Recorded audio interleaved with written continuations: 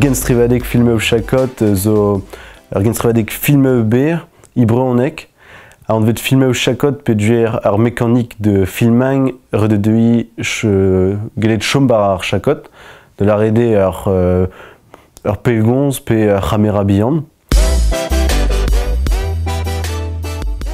Quand daoulagad breiz hag emgleo brodornenez ve savet ar genstrivadek. Alors o deus d'ober ar film ber ibreonek hag pa de tre gont segonden a 5 minuten hag istitlan e galek hag goudeze made kemerede kont barz ar genstrivadek.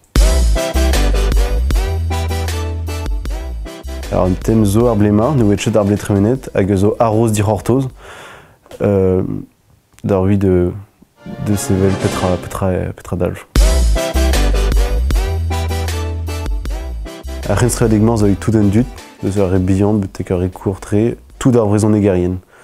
Ar pal zo ber ar genstrivadek, ibreonek, eit dioreñ ar lakat ar re gont breonek, de gont breonek, eit ober film bihan.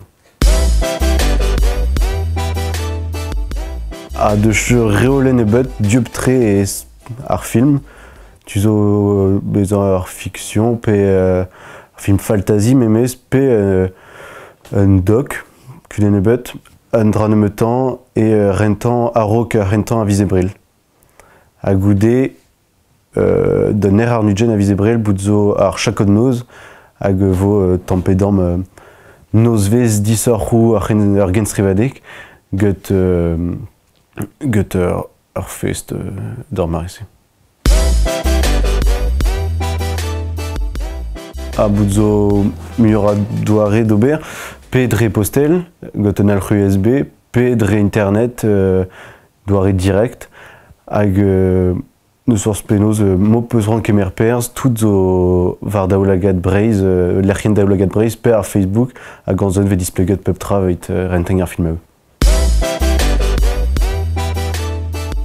Ya kudenn ebet a itare o deus oant kemer per, me no deus da strolat, pe no deus da l'air, pe a mécanikeo, deit d'ar pred genam, pe dre mail, pe ar Facebook, var an dra filmeo chakot, an zon vim a ite respondor hag klask sikour, pe djur bouchot tud hel kemer per, ep an abezout tudal, deus ur gudenn eidam.